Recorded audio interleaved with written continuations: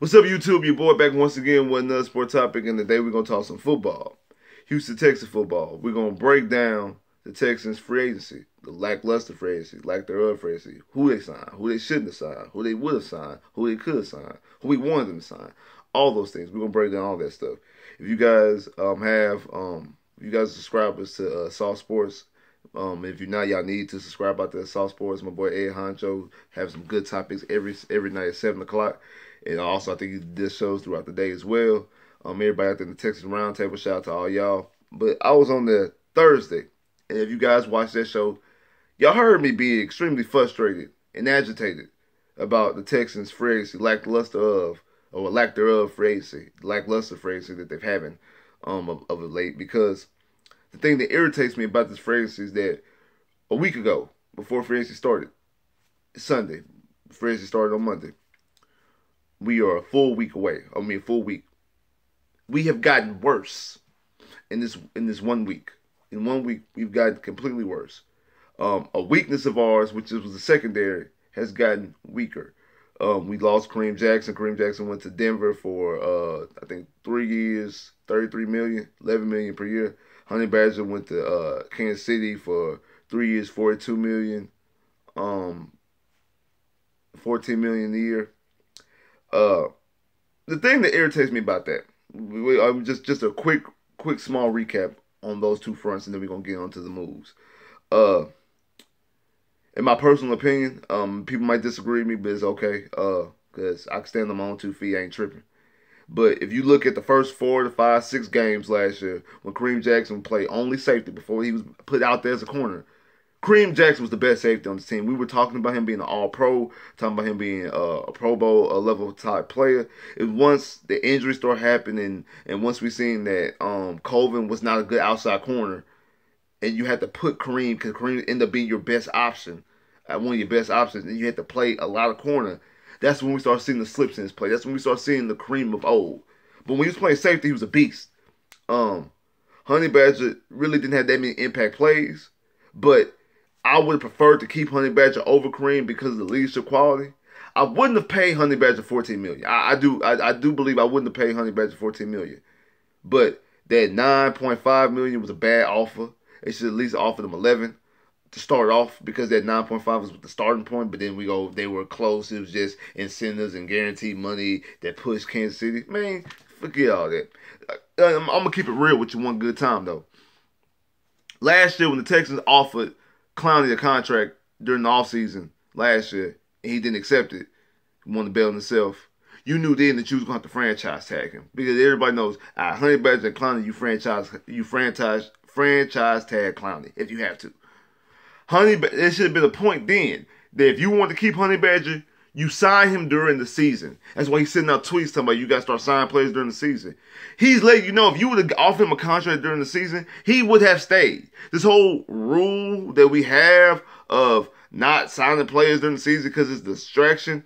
Newsflash, how is it a distraction? The agents are the ones who negotiate the contracts, not the players. Why is the contract a distraction? And then also, if you think about it, if you use your smart brain, when you're winning games, 9-game winning streak, chasing the number 2 seed, win the AFC South, win the division, you in love with your teammates, you hyped up, you crunk, it's a brotherhood. You more than likely can get a guy on a cheaper deal than you can during the offseason, because now money's being tossed in my face, and now what I ain't doing, what I am doing, what I could be doing is thrown up, and now I feel disrespected. And I'm being wooed over here. Bump what you talking about. I'm going over here chasing this bag. That's all it is. That's all it is. You should never let the market be set. Let Landon Collins go to Washington to get $14 million. Now the market is set for $14 million. Okay, cool. But okay, so now you got Earl Thomas out there and Le'Veon. They out your price range. You are 4th in the league in cap space. How is that out your price range? And then seeing what they got, I think Le'Veon got 13 or 12, if I'm not mistaken. Got 13 too. And what I've been saying this whole time, you have this much cap space. You only have 3 years when you have Deshaun on the cheap deal that you don't have to pay Deshaun. You got Deshaun's 2 years left on his contract, then you have the 5th year option. So you have 3 years left on his deal before you have to offer him a contract, before you have to make him a contract offer.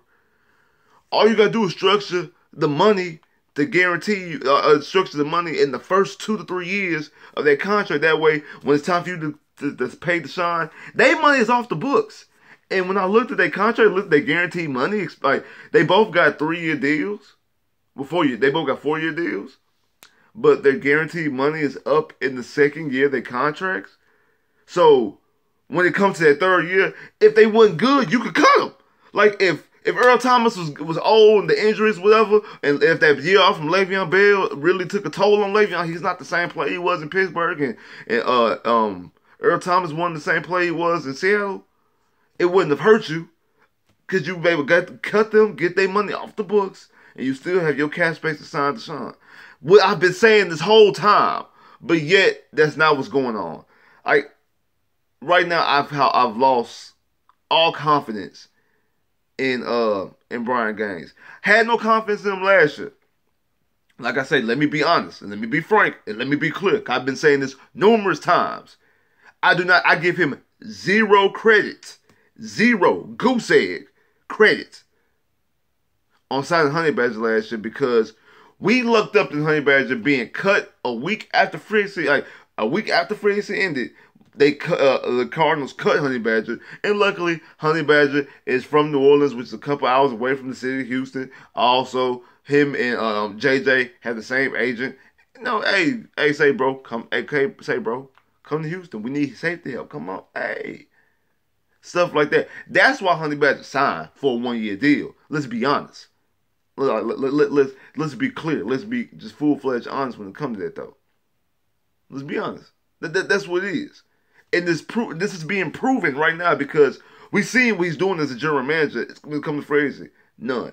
Now, he gained a little bit, I ain't going to lie, he gained a little bit of trust, a little bit of confidence in the draft by taking Justin Reed. We kind of loved him too, but he still have to draft him. Okay, Kiki, I'm a Tech fan. I was kind of skeptical on them drafting Kiki that early, but what Kiki brings to the table, it was warranted. And the two tight ends, the two Thomases. The two Jordan Thomas and Jordan Akins. Like, I like them. I want to see what they provide. So he gained a little bit of leeway. Also, the in season move to bring in DT after Will Fuller goes down. I like that. But all that is gone now. Like what you did have is gone because I do not trust him as a general manager. He's not aggressive enough. He's sit on his hands and we got all this cap space. And I'm not talking about spending money just for the sake of spending money. I'm not talking about that. I'm not just throwing out bullshit money just at bullshit. But you let him play, and I'm looking at contracts. I'm like, you see HaHa go to Chicago for $3.5 million. Then you see Tevin Coleman go to the 49ers for 2 years, $10 million. Like he gets 2 years, $10 million, $5 million per. And you know what? If you cut Lamar Miller, you save 6.5. So basically for $4 million, you can have Tevin Coleman. And I'd much rather at least see what Tevin Coleman has, because we seen what Lamar Miller has. We see Lamar Miller bring table. Lamar Miller's not it. Like Lamar Miller is not it. So when you're gonna tell me that you're gonna bring back Lamar Miller, Deontay Foreman, and Alpha Blue, we can't trust Deontay Foreman because we don't know exactly how the extent of that injury. So why didn't you go after Le'Veon Bell? And I didn't even think about this. And one of my coworkers, he a Titans fan, he actually brought this to my attention. He said, looking back on your team last year, as I sit back and look at your team, y'all struggle in the red zone. Y'all will move the ball, but y'all get to the red zone and end up kicking field goals. So that's why I thought y'all would take Le'Veon Bell, because they're helping the red zone. I'm like, you right. You perfectly right. Le'Veon helps you in the red zone. Something that I never even thought of. And T brought us a shout out to my boy. But it makes perfect sense. So why did y'all go after Le'Veon again? So let's talk about the moves that they did make. They signed former first-round pick Bradley Darby from Denver for 1 year, $10 million. I like this a one year deal, but you give him $10 million. He's a former first round pick. He has some talent. You have to have talent to be a first round pick, Kevin Johnson. But the thing is, when Denver drafted him, and they had Chris Harris, Talib, he was third corner coming in, filling up the slot, winning the Super Bowl. He was good. At one of the best secondaries in the NFL, best cornerback tandem. Aaron Colvin. But once Talib went to LA this past year, and they moved, because that's really the reason why they let Talib off the field issues, and they thought they could get something for him. And they thought that they could probably move in a better direction and give this guy who they drafted in the first round pick, I think in 2014 or 15. 14, if I'm not mistaken. The guy they drafted in 14, who's a former Texas kid, I think he's from Fort Worth, if I'm not mistaken. Drafted him and put him in and let him get some play time and let him be a starter. And he didn't show up that well. He did not play as well as you expect a first round pick to play. A starting first round pick to play. So that's what we're going to bring in to Houston. That's what we're going to do. We're going to bring in a failed first round pick. And I hear people talking about, that's why you don't draft first round pick corners. It was one of the stupidest things. You don't draft for need because you could draft a first round corner and he not be good. I'd rather get one in Frazier. Well, you can get a Frazier former first round corner. And that's not good. Like, it's a roll of dice with everything, to be honest with you. Okay, Darby could come out here and be money. Darby could come out here and be all pro. Darby also come out here and be trash in the motherfucker. Same thing if we drafted Greedy or Baker or Murphy. They could be first round gold. They could be rookie of the years. Or they could be trash. It's a crapshoot either way it goes. But you just use what your eyes tell you. That's why you have to trust your evaluation. And from what I've seen, I don't have confidence rolling into this season with a combination of Darby and J-Jo or Darby and Colvin as my number two as my 1 and 2 corners. Because to be honest, Jonathan Joseph is still the best corner on this team. That's not good. That's not good.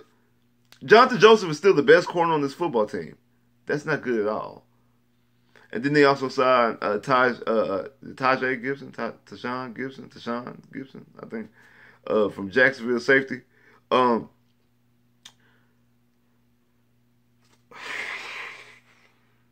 Listen here, Brian Gaines. Listen here, Bill O'Brien. When will y'all learn that Jacksonville secondary has 2 good people? 2 all-star people. And Ramsey and Bouye. Everybody else on that defense, on that secondary, benefits off of those 2. Colvin, best slot corner in the league in 2017. I mean, boy, he got 2 all-pros playing left and the right side. They locking up everybody. So he, all right. Safety. Same thing. Their assignments is not as tough and as strenuous as other teams and other defenses because of the corners that they have.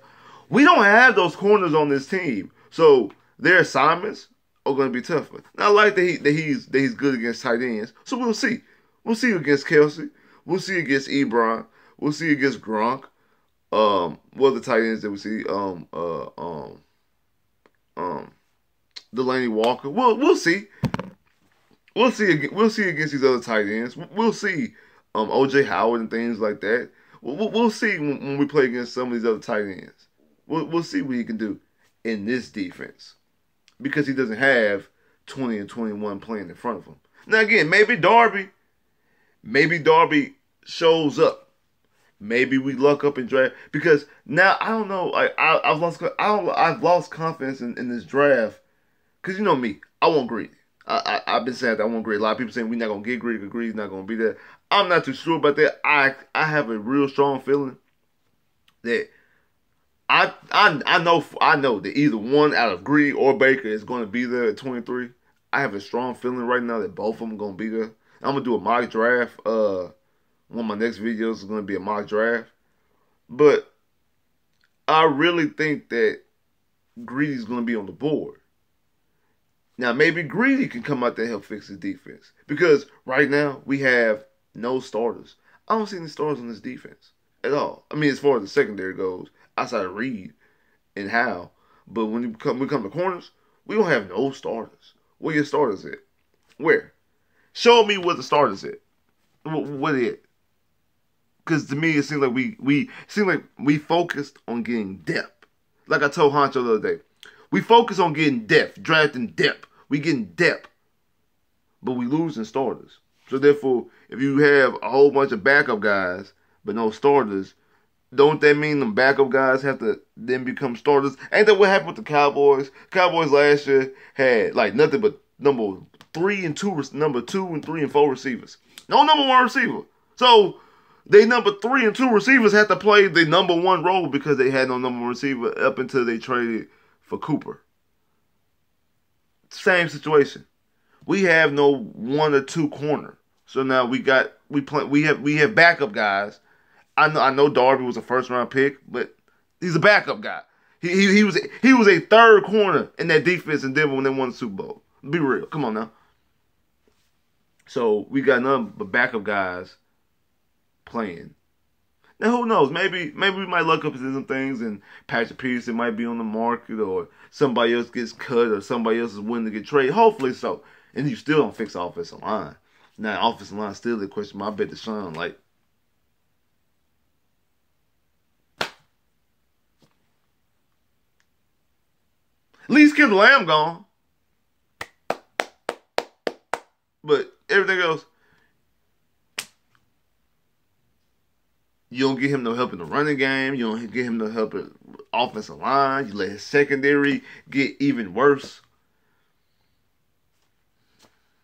Like, share, subscribe if you haven't. Comment below if you haven't. Click that bell. Get more videos.